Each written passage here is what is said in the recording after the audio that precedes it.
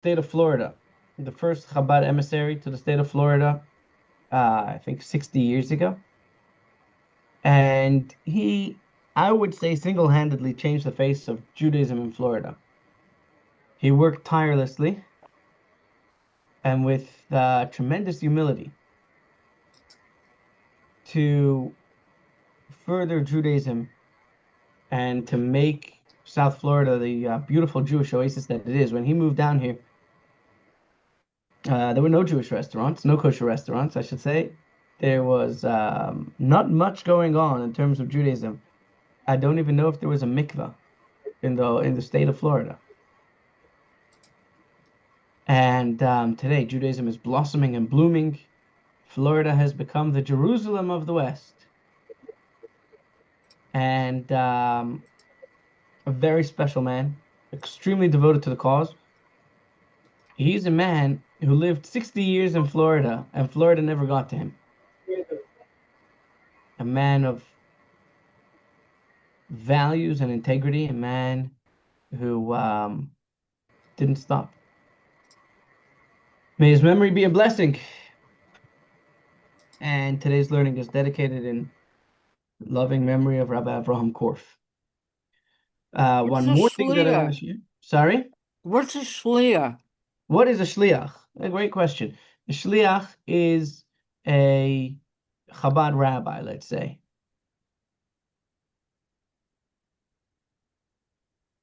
Be the easiest way to. So the emissaries that the Lubavitcher Rebbe sent out are called shluchim in plural or shliach in singular, commonly called Chabad rabbis.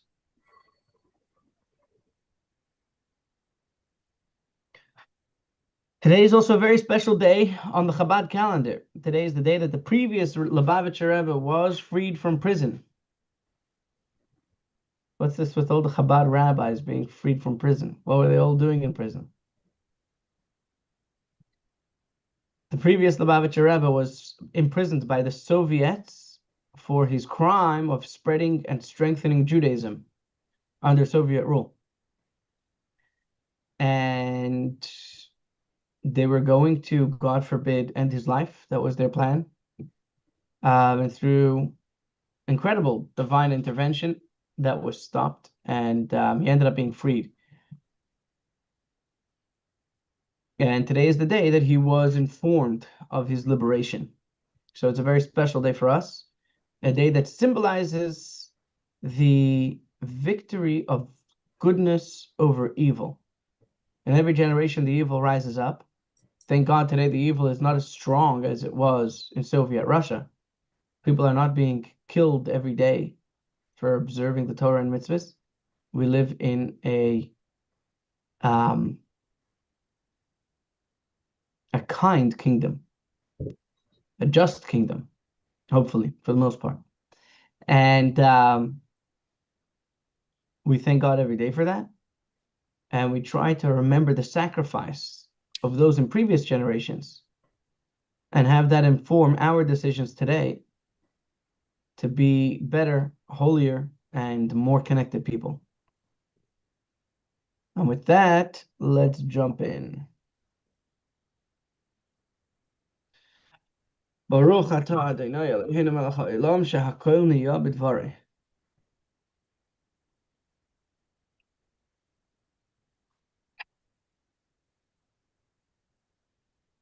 The question that we left off with last week, or I should say the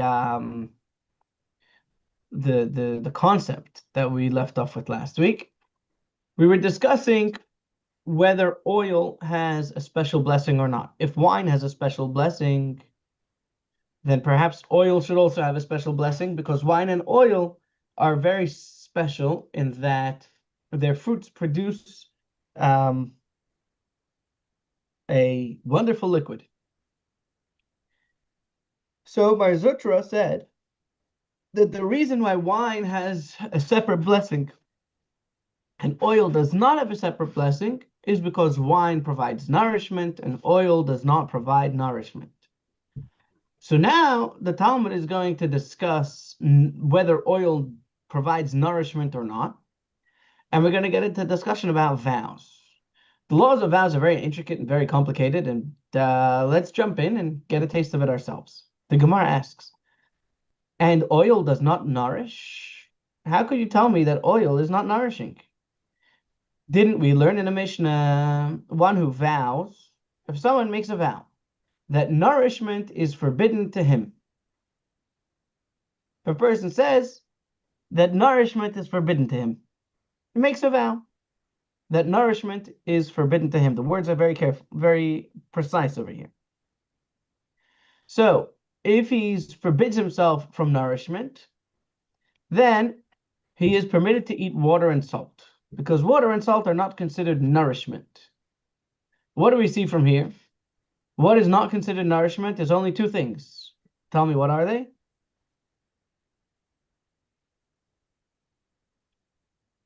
Two things that what? That are not considered nourishment. Salt and water. Salt and water, very good. Which means that anything which is other than salt and water provides nourishment. How do we know that anything other than salt and water provides nourishment? From the fact that if this man vowed or woman vowed that anything that nourishes, or I shouldn't say anything that nourishes, is someone who vows nourishment is forbidden to him or her, they are forbidden to eat anything other than other than water and salt, which means that water and salt are the only things that are considered nourishing. So by inference, does oil nourish? Yes. Yeah, water nourishes, and oil nourishes. And how do we know that oil nourishes? Is because this person who vowed that they would not have any nourishment is forbidden from drinking oil. And we discussed this halacha. By inference, we see from here that water and salt is what's not considered nourishment.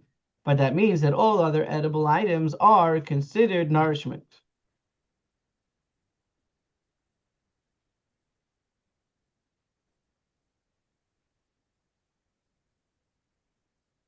So now let's look at something else. There is another discussion elsewhere, and Rav and Shmuel had an argument with Rav Huna. Sorry, Rav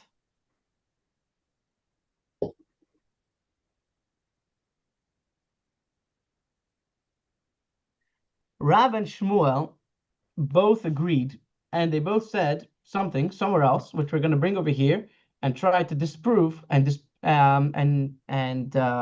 refute what they had said. Let us say that this is a conclusive refutation of Rav and Shmuel. Rav and Shmuel said that the blessing Bayrei Minei Mezonos, the one who blessed are you, Lord our God, who creates various kinds of nourishment, is said only over the 5 species of grain, because the 5 species of grain is the only things that are considered nourishing.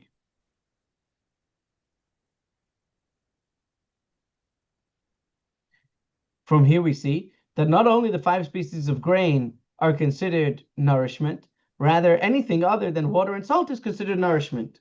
So Rav and Shmuel must be incorrect. So Rav Huna said, as a solution, that this Mishnah referred to a case where a person vows and says, not nourishment is forbidden to me, but anything that provides nourishment is prohibited to me. So anything that provides nourishment or anything that nourishes is a more inclusive term. He doesn't say just nourishment. Just nourishment would include other things. Let's see if I can get that straighter. There we go. Hello? However, if he says anything that nourishes is prohibited to me, that formula includes anything that is at all nourishing, and therefore only water and salt are excluded.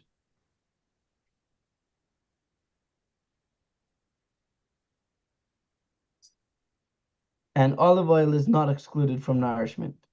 But in a regular scenario, when a person says that nourishment is forbidden to him, would only be forbidden from the 5 types of grains or from wine or things that actually provide, a real nourishment.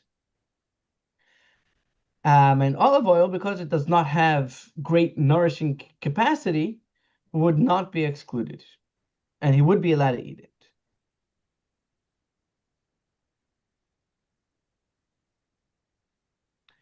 So apparently oil nourishes. You could say that oil does provide nourishment.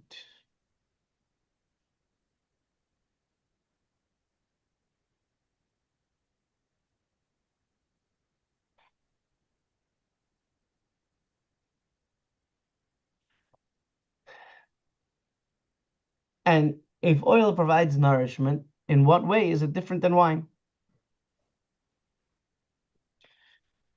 So we have to try and figure out another reason. Why does wine have a special blessing and oil does not have a special blessing? Sam, I think you tried to call me. I got some kind of text message from a fellow. Rather, there is another distinction between wine and oil. Yeah. Wine provides satisfaction. Wine satisfies. Oil does not satisfy. You drink a bunch of wine, you'll get satisfied. But if you drink oil all day long, it's not going to help you satisfy your stomach, your appetite. Wine not only nourishes, but it is also filling. The Gemara asks, one second, how could you say that wine satisfies, that wine provides, can fill you up? We know from somewhere else in the tractate of Pesachim, all about Pesach. And we learn over there that Rava would drink wine all day of the eve of Passover in order to stimulate his heart, to whet his appetite, so that he should eat more matzah at the Seder. So we see from here that if he was drinking wine all day, he was drinking wine all day in order that he should be hungry for the matzah. So we see that here that wine does not satisfy. Wine whets the appetite. The Gemara answers it depends how much you drink. A lot of wine will make you hungry. A little bit of wine will make you satisfied.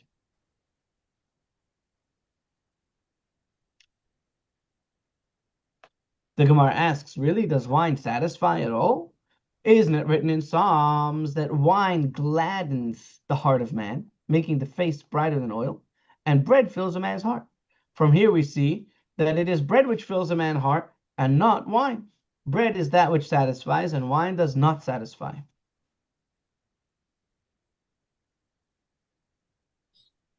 And the Talmud says, one second, you can't say that as a proof.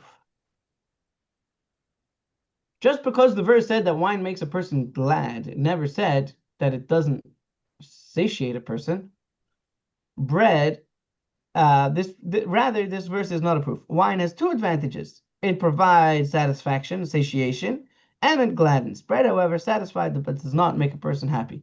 So bread will fill you up, but it won't make you happy. Wine will fill you up and make you happy, which is why King David wrote in Psalms that wine gladdens the heart of man, because that is the way in which it is superior to bread.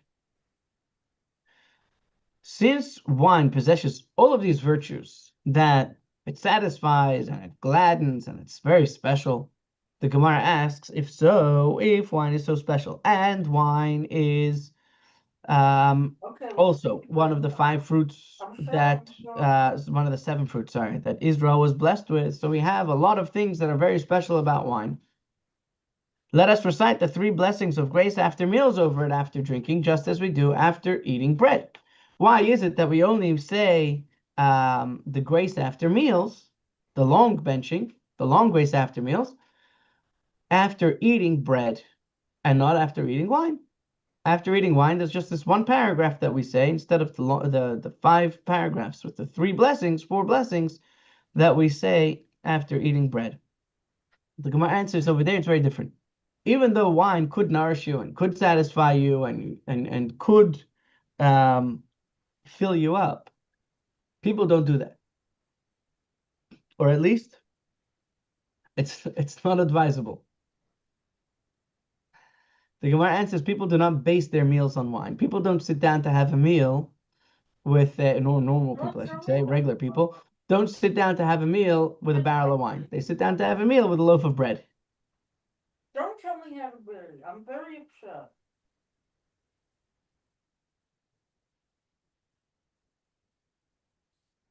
Rav Nachman Bar Yitzchak said to Rava, what happens if one did base their meal on wine? We're getting out and drinking, and we brought out a nice few bottles of good wine, and we wanted to base our meal on the wine. So we said that you don't usually make the blessing of grace after meals when you drink wine because people don't base their meals on wine. But what happens if someone did? What happens if someone decided, let's sit down for lunch with 3 bottles of wine and some tuna or a good steak? If one based his meal on it, if somebody did different than what usually people do, but he did base his meal on it, what is the ruling? Do we say that since he based his meal on this bottle of wine, barrel of wine, and he satiated himself with it, therefore he should be obligated to say the grace after meals? Or do we say that since most people would not do such a thing, most people would base their meal on bread, not base their meal on wine? Therefore, even though he happens to have based his meal on wine, we go after the majority, we go after what regular people do, and he will not say grace after meals. And Rava answered, when Elijah comes, Elijah will tell us whether or not a single person can make his wine serve as the basis of his meal. And then this question will be resolved. However, until then, for now, his intention is rendered irrelevant by the opinions of all other men, and he is therefore not required to recite the complete grace after meals, only makes the regular 1 paragraph blessing.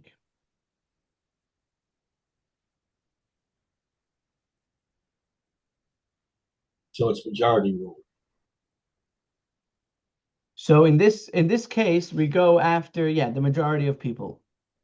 So there are some times in Jewish law where we say that if this is the regular way that regular people do things, then your intentions don't matter, and we don't have special rules for you because you're special and different.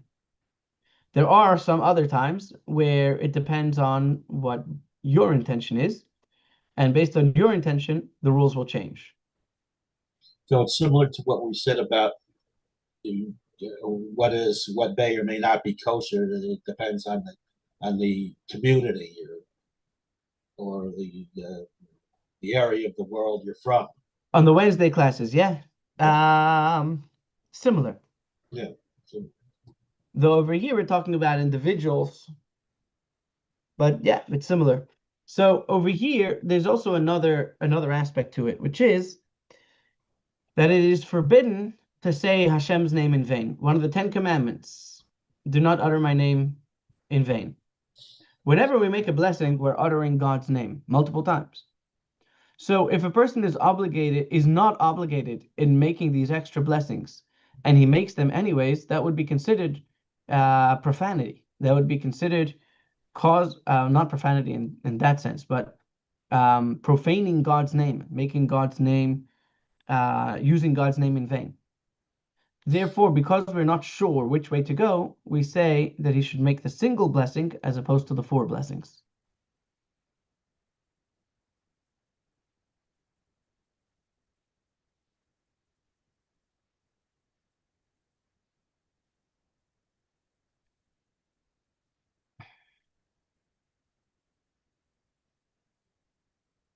So now back to the situation itself. We said, okay, so over olive oil, we do not have a separate blessing. And the reason why we don't have a separate blessing is because oil, although it is superior to olives, just as wine is superior to grapes, oil does not have the special distinction that wine has.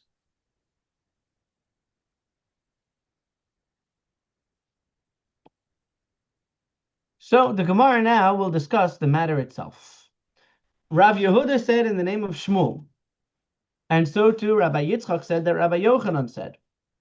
One recites the blessing, blessed are you, Lord our God, King of the universe, who creates fruit of the tree over olive oil, just as he does over the fruit itself. Now, what does he mean, and what circumstances is he talking about when he says that if you're drinking oil, you make the blessing who creates the fruit of the tree? If you say that he drank it plain, drinking oil plain is going to cause damage to the one who drinks it. As it was taught in a brisa, one who drinks oil of teruma. Teruma is the special donations for the Kohen. It is consecrated food and may not be eaten by a non-Kohen. And if a non-Kohen eats and benefits, keyword here, eats and benefits from the food that he ate, or from the food of Turma, which belongs to the Kohen, he has to pay back the original, and he did this inadvertently, he has to pay back the principal plus an extra fifth. He has to pay back how much was the worth of this food, as well as a fifth. What if he drank oil, or if he did anything else that is going to cause damage to him? He does not have to pay the extra fifth, because that is not called eating and enjoyment, that is called damaging. For example, if somebody if somebody was sick and ate kind of foods that is not good for him, or if somebody ate foods that are meant for animals and not for human consumption, and it was damaging to them, therefore, in such a scenario, they would pay only the principal and they would not pay the additional fifth. So let's go back over here. It was taught in a brisa. One who drinks oil of teruma while unaware that it was teruma, he pays the principal and does not pay the additional fifth, which would be the typical penalty for unintentional misuse of consecrated property. As in that case, the individual is considered only to have damaged consecrated property without deriving benefit from it. However, if he took this oil and smeared it over his body, one who anoints his body with the oil of teruma pays the principal and the additional fifth, as he derived benefit from it. So we see from here that one who drinks oil derives no benefit, and it even causes him damage. So how could you say a blessing over something that causes you damage? If we see that according to Jewish law, drinking oil causes damage to the one who drinks it, and therefore, if he drank oil of the temple or oil of the Kohens, he would not have to pay the additional fifth, because he is not considered as having benefited from consecrated objects, because there is no benefit, and there is indeed even damage to drinking oil plain.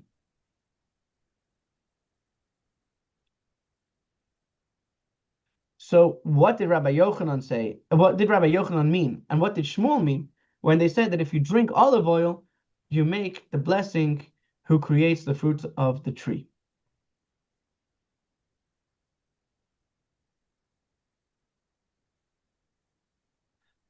Rather, we're talking about a case where the person did not have any schmaltz around.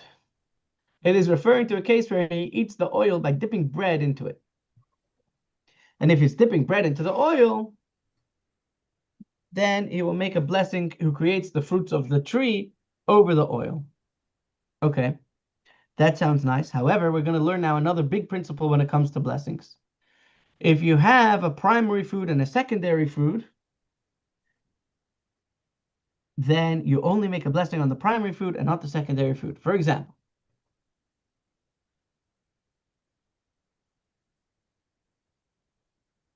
today we have many foods like this. I'm just trying to think of a good example. Anyone here ever ate herring with kichel? With kichel? I've had Yeah. kichel, but I never ate herring with it. No. Yeah, said Um, right, kechel, but never together. Never thought of eating it together.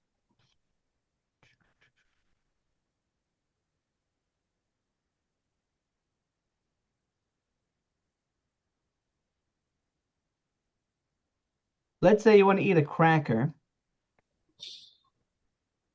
Oh, no, this is a great example. Cereal and milk. Cereal and milk. What blessing is the cereal? Usually it will be Borei Minei Mizonos, the one who creates various kinds of nourishment, because it will usually be made, or hopefully at least be made out of a grain, primarily. And it's not bread, so anything that is made out of grain but is not bread, we make the blessing who creates kinds of nourishment. Do you make a blessing on the milk? Well, that's the second thing. Oh, that's secondary. You're not eating cereal because you want milk. You're eating cereal because you want cereal, and the milk helps the cereal taste better. So you only make a blessing over the primary object of your target food, And the secondary food you do not make a blessing on. So in this case, when you're dipping the bread into the oil, what are you eating? You're eating your bread and you're putting the oil on it because you want it to taste better. But you're eating bread, you're not eating oil, you're not dipping. I mean, you have sometimes that you have such a good hummus that you will eat the pita because you need it, you can't eat hummus plain, so you put the hummus on the pita in order to eat it. Over here, this guy's not trying to eat oil, he's trying to eat the bread. So he would not make any blessing on the oil. The oil is secondary to the bread. It's just a condiment, that's all. Sorry. It's just a condiment, that's all. Exactly. Exactly. Condiment is the perfect word. So let's read that inside. If so, the Gemara asks, the bread is primary and the oil is secondary. And we learned in a Mishnah that this is a general principle. Any food that is primary and is eaten with food that is secondary, one recites a blessing over the primary food, and that blessing exempts the secondary from the requirement to recite a blessing over it. A blessing need only be made over the bread, not over the oil. So what does it mean when we say that he's drinking oil and makes a blessing on it? It can't be that he's eating the oil plain, because when you're eating something that's damaging to you, you don't make any blessing. He can't be talking about a case where you're dipping the bread into the oil, because in that case, the oil again does not require a blessing, because the oil is secondary to the bread. Rather, it is referring to a case where he's drinking it by means of a nigron. What's a nigron? Water in which a beet was boiled. Very good. A nigron is water in which a beet was boiled. Why do they do it? To get the color? I don't know, and yet at least. And ansigron is the water. What does he say over here? Oh, because we're in the middle of a sentence, so we're going to turn the page here. So anigron is the water in which a beet was boiled. Ansigron is the water. We have finished page 35b. God bless us. Ansigron is the water in which all boiled vegetables are boiled. So there's anigron and ansigron. Anigron is if you boil a beet, the water is called anigron. And if you boil any other kind of vegetable, it is called ansigron. Anigron had an oil that was mixed together with it. So if you have this broth of the beets, the beet broth we'll call it, or it's borscht, I guess. If you have beet broth and you mix it with oil, what blessing do you make? The beet broth. Right? So because we're adding oil to this beet broth, we will make a blessing over the oil, which is going to be who creates the types of fruits. The Gemara asks the same question as we asked before. If that's the case, why are you drinking it? You're drinking it for health benefits or for taste or whatever it is, but the oil is only there in order to supplement and to enhance this anigron drink, right? When you fry or when you add oil to a soup, you're not adding the oil because you want to drink the oil. You're putting the oil into the soup because it adds flavor to whatever it is that you're cooking. So, however, if that's the case, here too, anigron is the primary and the oil is the secondary. And we learned in a Mishnah, this is the principle. Any food that is primary and is eaten with food that is secondary, one recites a blessing over the primary food, and that blessing exempts the secondary from the requirement to recite a blessing before eating it. One need recite a blessing only over the anigron. So back to square one. The oil over here in this mixture is only there to supplement the beet juice or the cooked water from the beets, the beet soup broth. So you would not have to make a special blessing over the oil as well. So now the Gemara comes to a conclusion, I hope. What are we dealing with here? A specific case. We have a person who has a sore throat, and this sore throat he's treating with oil. as it was taught in the Brisa.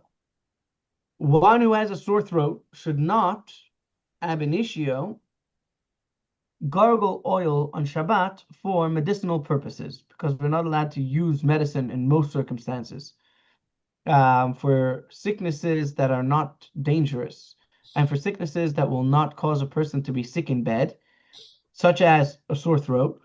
One should not gargle oil on Shabbos for medicinal purposes, as doing so would violate the decree prohibiting the use of medicine on Shabbat. However, he may, even ab initio, meaning even in the first case scenario, add a large amount of oil to this anigron. Anigron is something that people would drink not only for medicinal purposes. So over here he is adding extra oil to the anigron and then swallowing it. So since he's swallowing it, and why is he drinking it? He's not drinking it for the beet broth. He's drinking it for the the oil, and he's drinking a lot of oil so that he should have the not because he wants to drink it, but because he wants to benefit for his throat by the oil passing through his throat, effectively similar to gargling.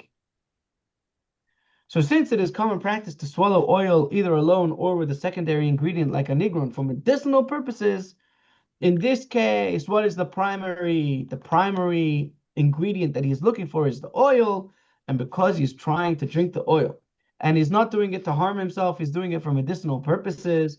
In this case, he will recite, "Who creates fruit of the tree." L'chaim.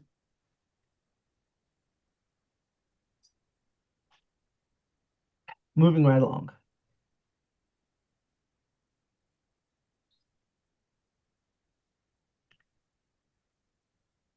The Gemara challenges, and the Gemara asks,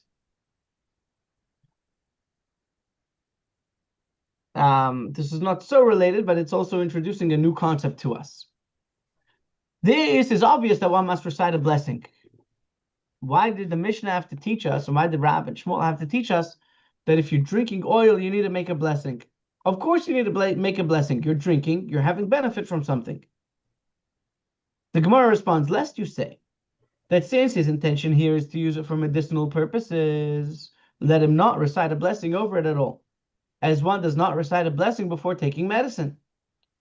If you're taking pills, this is another good example. If you're taking pills and washing them down with water, you're not necessarily thirsty, and you're not drinking the water in order to enjoy it, you would not have to make a blessing on that water.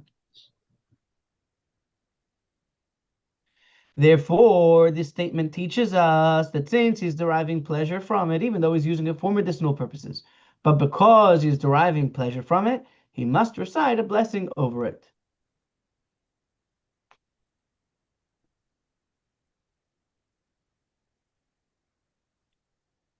Okay. Now, onto the discussion of grains. We said that over bread, what blessing do we make? The hamotzi. Hamotzi, which means, blessed are you, Lord our God, King of the universe, who has brought forth bread from the ground. What happens if you're eating a wheat berry? What blessing do you make? What is a wheat berry? A wheat berry is the kernel of wheat, is called a wheat berry. So if you're eating the wheat plain, what blessing would you make? The hamotzi. But you can't make the hamotzi because it's not bread, it's just a plain kernel of wheat. Why would you eat a plain kernel of wheat? You're asking a good question. I actually was once in camp. The camp was called Ranch Camp. And one of the activities, we actually made our own. Well, we were supposed to make our own flour and bake our own bread. I don't remember if we got to doing all the steps. But the farmer came and he brought wheat with him and he showed us how the wheat comes out of the kernels. And he was chewing on these wheat berries. He said they're tasty. And I don't know. So on a wheat berry, you would make the blessing just as you would make over a cucumber. It is fruit that comes from the ground. But what happens if you ground that wheat berry into flour? And now you have a person who is eating plain flour. I think you have a bigger question now, Chaim. Why in the world is guy eating flour? Today we're meeting all different kinds of people. We're meeting people who are drinking wine for lunch. That's their lunch. Their lunch is a barrel of wine. We're meeting people who are drinking olive oil, and now we're meeting people who are eating flour. I think we have visited a mental asylum. Anyway, if one was eating plain flour, what blessing would he recite? So we can't make the regular blessing over bread because it's not bread. The question is, do we make the blessing over vegetation, as you would make over the grain itself, the kernel of grain? Or do we make a different blessing because it is no longer grain? So Rav Yehuda says that one will recite the regular blessing over vegetables, which is the same blessing that you would make over the kernel of wheat, which is that you, Lord our God, who creates fruit of the ground. And Rav Nachman said no. One recites the blessing that we make on water, meat, cheese, eggs, and other things that do not grow from the ground, because flour is not it's like an in-between stage. It's not in its form as it grew from the ground, nor is it in its form as bread, nor is it something that people usually will eat. And therefore we will say, blessed are you, Lord our God, King of the universe, by whose word all things came to be.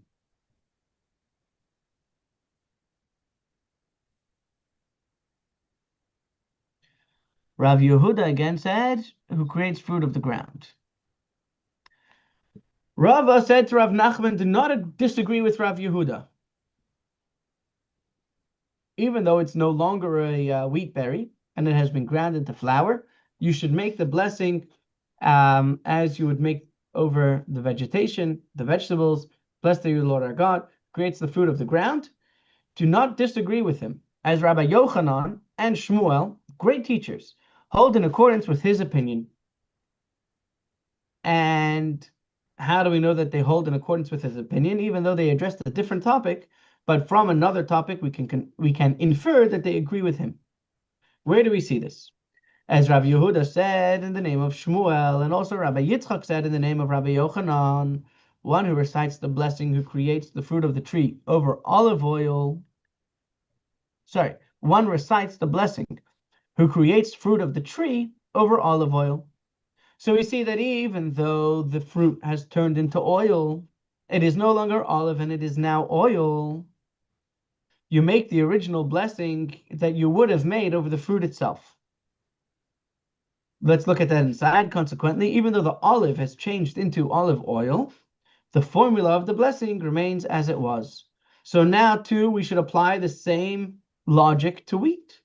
Even though the wheat is no longer wheat and is now flour, the blessing will remain as it was, who creates the fruit of the ground. So flour will be similar to oil. You took the olive and you turned it into oil, and you still make the blessing that you would have made over an olive. So when you have flour, you will make the same blessing that you would have made over the berry of wheat itself, the wheat kernel. The Gemara responds, you can't compare. You can't compare the two. The olive oil has no potential for additional enhancement. Once it becomes oil, that is its greatest form. While here, the flour has the potential for additional enhancement as bread. Since oil is the olive's finished product, one should recite the same blessing over it as the tree itself. Wheat flour, on the other hand, is used to make bread. So the flour is a raw material for which neither the blessing over wheat nor the blessing over bread is appropriate. Only the blessing by whose word all came to be is appropriate.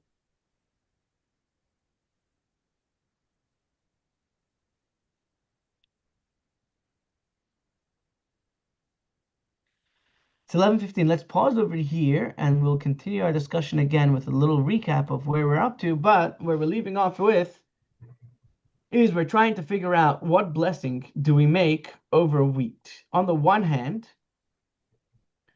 it's not over wheat, over flour. On the one hand, flour is no longer wheat and not yet bread. So it's this in-between stage and should have, therefore, a separate blessing. On the other hand, you may compare it to olive oil, where olive oil is made from the fruit into oil and it retains the same blessing. And where we're at now is that since olive oil, there's no further agenda for this oil. The oil is the last stage of the production. This is the olive in its greatest form is oil, and therefore the blessing made over oil, which is the finished product of the tree, will be who creates the fruits of the tree, which is different than grain. Grain as a kernel of grain you'll make the blessing who creates the fruits of the ground because it's edible like that. Once you turn it into flour, you have now set the stage for the creation of bread. And therefore, the flour itself is not a finished product of wheat. It is not the ultimate form of wheat, and therefore should not retain the blessing of who creates fruits from the ground. Rather, it should have the intermediate blessing, the blessing of the general catch-all blessing that blessed are you, Lord our God, King of the universe, by whose word everything came to be. And once it turns into bread, you will make the special bread blessing, hamotzi, over this grain. Please join us tomorrow as we discuss the blessings of Balaam, who tried to curse the Jews and ended up blessing us. And we're going to focus on one specific blessing of it and learn a beautiful lesson. Let's see you tomorrow, God willing, 11 a.m. Wishing you all a wonderful day, a happy day, and a Shabbat Shalom. Take care and all the best. Thank you for joining. Thank you. Thank you. Thank you, Bella Esther. Shalom.